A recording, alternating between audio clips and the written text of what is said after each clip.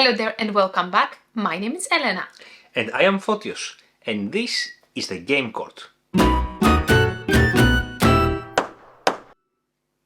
And today's day is all about game review. And today we are reviewing for you Votes for Women. Votes for Women is a 1 to 4 player game designed by Tory Brown and published by Fourth Circle Games. And can we just mention quickly, this is a review copy. Thank you very much. Yes, thank you very much to Kevin Bertram for offering us this review copy. I think Kevin is the leader of this publishing company, but also he developed this game as well with Tory Brown. The official description of Votes for Women doesn't really do it much of a justice, to be honest. It only states that it's a card-driven game on ratification of the 19th Amendment, which is the Votes for Women bit. Now, the game is so much more than this, isn't it? I feel that this game offers, from a theme perspective, this game offers you a plethora of information regarding votes for women, and this actually takes place in the US, so it's based around the regions within the US and how women managed to get themselves from a very teeny tiny part of the US and kind of conquered everything. Conquered is a big word, but kind of converted people to vote towards women.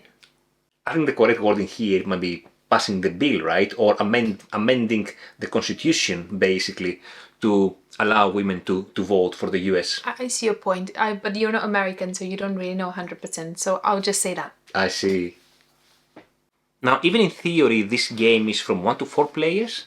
In all practical sense, this game is best at 2 because, each player gets one side of the coin. One player will play the suffragists, which are the women fighting for their vote, and another player will take the side of the opposition, the baddies in this sense. The baddies, the men. Yes. All right. Hey, it's history. I'm not even making it up, right? It's funny because the first time we played the game, I took the suffragists and then I took the baddies. I took the baddies. I took the men. I said I'm going to see how the men play, and I won. Now the game plays over 6 rounds, and in each of the 6 rounds, each player takes 6 turns. And you take a turn by basically playing a card, and then you have an option to either play the card for the event, or do some campaigning, or do some lobbying, or do some organizing. Each side has 7 cards in their hands, and that means the opposition and the girlies, the baddies and the girlies, and you can only play 6 of them, and 1 card is played at a time, and you can either choose to play the card for its effect itself, or you can choose to do one of the actions that you've just described. I think the mechanics themselves are fairly easy, so it's quite easy to understand and actually play the game. 2 main aspects of the game is that you need to pass the bill through the Congress to send it for ratification to the different states. So basically, passing the bill through the Congress, it's something that both sides would like to achieve, yes. But in different times, depending if they are leading, if they are ahead, let's say, in the board or not. But once this is passed, then each state will basically vote for or against the women's vote. And how you do that? You have cubes on the map, and you can have on each state only cubes from one side, either the suffragists or the opposition. And once a state has 4 cubes, then basically the bill is passed, that state decides. That is incorrect. I think when you have 4 cubes, you can, as long as the bill is passed. Correct. As long as it has as long as the bill is passed, yes, correct. Then you can take the check mark or the X, correct. Because otherwise, even if you have 5, 6, 7 cubes, still that state is in flux until the Congress has. You're just doing a lot of groundwork for no reason. Yes. The game offers you a little bit of a catching up mechanism, or if anything, it gives you kind of a different kind of taste. They have these little buttons, like campaign buttons, a bit like what you call it, like a badge kind of thing? Like a badge, yes. Like a badge. The button, yeah. And both sides have badges, and these help you technically re-roll some dice if you need to re-roll anything. You can reposition your people, your campaign people around the board if you need to, or at the end you can bid on cards with them. Oh, I don't think I mentioned what cards I meant, have I? Oh yes, which cards you buy. Yeah. The strategy cards. Lovely. Yes. So the strategy cards are some cards that you actually use. You kind of bid for them. So any part has the tokens, and you can use the tokens to bid. And there's no backwards and forwards thing. You just bid once, and whomever bids the most. Suffragists bid first, and then opposition can outbid. But that's kind of it. That's outbid, yeah. And then you do its effect as it says in there. Now, I don't understand whether it's at the beginning of the game that you play, at the beginning of the turn that you play them, or at the end of the turn that you play them. It's just a little bit I'm not entirely sure. I thought it was at the end, but then Photios is saying that is at the beginning. It's the beginning of a turn, because at the beginning of the, we bid for this and we take one of these strategy cards, either your side or my side, but we don't do this in the very first turn because we don't have any buttons at that point, basically. I see, but doesn't that technically make it at the end of the turn? Yeah, more or less. It could be the same thing, yes, I don't know. Anyway, but I think it is typically at the beginning of a turn after you refresh your hand with cards, so you can check your cards and then decide which strategy card you want to go for and then spend the respective tokens. This is, I think, the minimal change there. Apart from the strategy cards, you also have the state cards, which are some let's say, swing states, if you wish, some important states, and there are 12 of them, but only 9 in the game, each game, so 3 are out of the game randomly.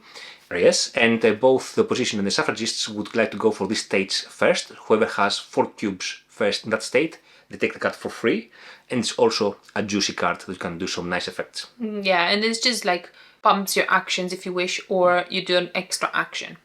Elena mentioned that you can use buttons to basically mitigate your rolling dice. You can re-roll dice. The game comes with a lot of dice, comes with dice from 1 to 4 sides. It's 12-sided die, but it's only 1 to 4. Comes with 8-sided dice and 6-sided dice, and each one of them is used in different functions. So for campaigning, you use the 1 to 4 dice. To decide which region you go, it's 1 to 8 dice. And if you want to, let's say, put something, this white mark in the Congress to pass the bill, it's the 1 to 6 die. Talking about nitty-gritty details, because I have not spoken about that, the deck of cards that comes for each side comes separated in 3 different regions, so the early stages, the middle stages, and the late stages of the whole event itself. And obviously, the more you go, it's like 1 to 3 kind of thing, isn't it? The later you go within the game, the better the cards get. Yeah. Also, there are things like events for the turn, or you have something like ongoing events that do change the course of the game slightly. Now, if the bill has passed, the game will end at the moment that the suffragists have 36 states voting for them, whereas the opposition will win if they have 13 states voting for them. But if the bill has not passed until the end of the game, until the end of the 6th turn, then basically the opposition wins by default. If now the bill has passed but nobody has the required number of states, then we go to the final voting, where we select a state, one for the suffragists, one for the opposition, and we roll dice, and also we take into account how many cubes we already have in that state, and then we put a check mark or an X in that state. Now, talking about theme and art, I think this, apart from the game looking very pretty, I don't know who the designer is. The designer, the artist. The illustrator. I will tell you. I can look at the rulebook and tell you. Oh, look at that, it doesn't say. That's very odd. I mean, the art is very pretty though. The art is very pretty. It's very classic. Very classic, classic. Whether it's within that period, I'm not entirely sure. But it looks very pretty and very, like, oh look, you've put this next to it. That looks very similar. I know, I put it on purpose, you see. Very nice, isn't it? I can consult BGG for the art. Let's see. Oh, they do have 2 artists here. Brigitte Intelicato and Mark Rodriguez. Wow, very good job they did, and I think they kind of capture that moment of, The era. And the women that gain power slowly. I think on the cards you have pictures of real people. Is that correct? Yes, and each card also has a text flavor, isn't it? Which is fantastic. I think they've put a lot of thought into the theme itself, because I think the game is driven by the theme itself. So I think the game wouldn't mean very, very much if the theme was just like a slap-on kind of theme. So I think the theme is very, very important in this game. Indeed. And Tory has done an amazing job with the research regarding this era and this period and how it actually happened within the US. And she managed to get a lot of people with, real people with their names and what their roles were within either the opposition or the baddies, the girlies. And what their role was within there, and every card has a little detail on it, doesn't it, about what's actually happened within the event or within the people. Very, very, very insightful. Not to say that the game, apart from the rulebook, comes with a historical document plus a historical booklet plus historical documents, all these old newspapers and leaflets and everything that you can actually read and go through to get even more into the theme and mode of the game, which is fantastic. I really like this kind of touches, and I think this is something that this publisher does for the other games too. And I think it's very important to say that, I think theme most of the times is the thing that catches your eye first, isn't it? And I think this was a very intriguing thing, given that we live in the UK. The suffragists and the whole movement was not a new thing for us. So I would say that suffragist term in UK was There was a suffragettes that was suffragette. suffragette. It was not a very positive term. Which one of them now? I think suffragette. I can don't know reach anymore. The historical document and tell you, because this is. I think it's suffragettes that was a. Suffragettes was initially derogative term yes. for British activists claimed as their own, but then it was used in America in a positive way. Yes. So here it was not very well welcomed, the word itself, because I think the whole movement started from Emmeline Pankhurst within the UK and kind of moved in other places, which is super awesome. It's fantastic, yeah. Talking about the US, because their political system is so much different, it gives us a lot of insight of actually, what happened and how it happened. Absolutely, yes. And how it works overall, the system, right? Yeah.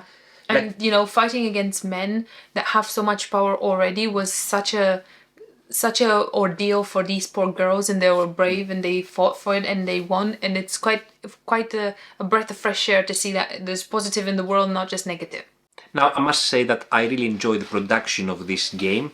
It is very classy again, all the colors are very good, everything is very nicely designed, the wooden bits are very good. In fact, there are extra wooden bits in the game, both when it comes to the check marks and X's, but also extra figurines. So if you lose one or two, it's fine. The game has you covered. Very already. thoughtful, isn't it? It's very nice. It's very nice. The important piece of the game, the unique piece of the game, they are there. So they are there extra, which is very nice. And the box is very, very sturdy and everything. Appropriate size box, which is something that I really appreciate, and it looks very nice on the shelf as well. The rule book is very nicely laid out. It's easy to read. It's not the longest. It's not the shortest. It's enough. Not a lot of examples in there. A few examples. I would like a few more examples, to be honest with you. And then the length of the game. I think it is about, I would say, maybe an hour and a half, depending on how fast the players are. How many players? Exactly. What you play and how you play You it. say how many players. We can discuss a little bit later, I guess. Yes, but not my turn yet. Exactly. But overall, I don't think the game outstays its welcome. Overstays its welcome. Oh, anyway, but it's a good length game. It's not the shortest. It's not like as short as Pandemic. It's a bit longer than that. I'm saying Pandemic now for a particular reason. Anyway, but it's a good sized game. I think it's time for the yays and the nays. Let's do it. Let's start with the normal, typical yays. Yes.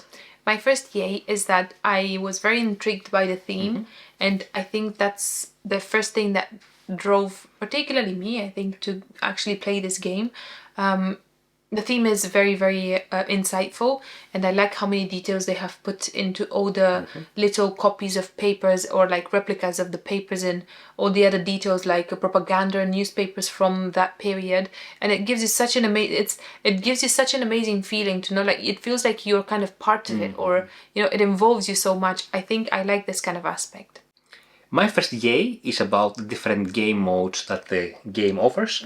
So we already discussed that, I think one of the main game modes is 1 versus 1, suffragists versus opposition, like 1 versus 1 player. But another game mode that the game offers, you can have 2 suffragists versus, for instance, the Opobot, and that way you can play cooperatively. Or you can have 2 suffragists versus 1 opposition player, so you have 3 players, or 2 versus 2, so you can play it competitively, cooperatively, however you want, and it's pretty good whichever way you play it. It's very nice. My next yay is that I like very much the feeling that this game gives you. I think because it's so well intertwined with the theme itself. At the beginning of the game, where the suffragists are literally in a little corner, and the opposition is within the whole southern region, you feel like you're lost and like what's the point even playing. You like Yes. you feel like you're already You're defeated, yes. and you know like this is not gonna go anywhere, you're never gonna win, and you know you put effort in it and thought and you think of a plan and a strategy and all the cards come through and it eventually slowly comes into something else, and then the opposition hits again and then half of your cubes go to waste, and you know it's like this to and fro that works so well with the theme. I really like this. Another yay from my side is I like really the match of the cards, the titles of the cards, the flavor in the cards with the actual event that the cards are doing. It's, I mean, there are so many actions in the game that you can do, so many limited actions, may I say, but still, the designer has managed to kind of accomplish, you know, to match these simple actions in the cards with the flavor and the historical note on the cards, and this is actually quite good. Talking about that, my next yay hopefully it will be the last because we need to, you know, not make this video for 3 days in a row. For 3 days now. I have one more yay too. Anyway, oh, there you go then. I really like the way the Opobot works, and it's not we play a lot of... Which one? Opobot. Opobot. Opposition bot. Opposition. Yes, it's like an automa deck of cards. Yeah. We played many games with automa modes. In some of them, you know, they're too long, so they kind of need to add something to just catch up and play as a third player or fourth player or fifth player, whatever. But in this game, I think it plays very well. It plays very well. And you know, you never feel like one is behind or one is too strong, or it just replicates a natural person very well. My last yay, unless you have another one afterwards, the last yay is that I really like this sense of asymmetry in the game, in the roles you have. And you know, it's not the biggest of the asymmetries when it comes to gameplay per se, but it's a lot of asymmetry, at least as a feeling when it comes to theme, and this is actually very nice. And you see the check marks or the X's going around the map and you feel you're winning this way. I really like this asymmetry that this game offers. Yeah, but like cat and mouse, isn't it? Exactly. Yeah. It's not, again, huge asymmetry. There are some differences in how the game is played, but yeah, it's a nice level of asymmetry there. If you're okay, I think I have a nay now. Oh, go for it. Do you want to go for it? Because I started a yays. Okay, I'll go for it. So one nay from my side is the fact that when it comes to competitive mode, not cooperative mode, this particularly bothers me in competitive mode, is the dice rolling. And yes, you have the buttons that you can re-roll all your dice. If you have buttons. If you have buttons, yes. But still, there is there's a good element of luck in the game. Which again, if you're playing cooperatively, you know, at least you are together or, you know, don't get in this kind of miserable state. But if you play competitively, basically you can lose a game only based on the dice roll. So this is one aspect of the game that I don't really enjoy. My first EA, and I don't think I'll ever get used to it. In this game, turns are rounds and rounds are turns. Oh, yes. And yes. I don't know why they called the rounds turns and turns rounds. I don't know whether it's confusing. It's very confusing. Like, I don't know why they call them the other way around. Like, every game that we play, I don't think I've ever played any other game that has them the other way around at any point in any different kind of, even speciality, if you wish. So whether it was a choice, by choice or by mistake, I'm very confused. Another nay from my side is, and this is a nay, I guess, because I don't live in the US. So in the map, all the states have acronyms when it comes to names, not the actual names, whereas the cards have the full names of the states. And, you know, as a non-US citizen? Yes, or living person. Resident. It's a bit confusing for me to figure out that Missouri is MO, for instance, or make the association. So it takes me a while. There is on the back of the historical booklet, where is it here?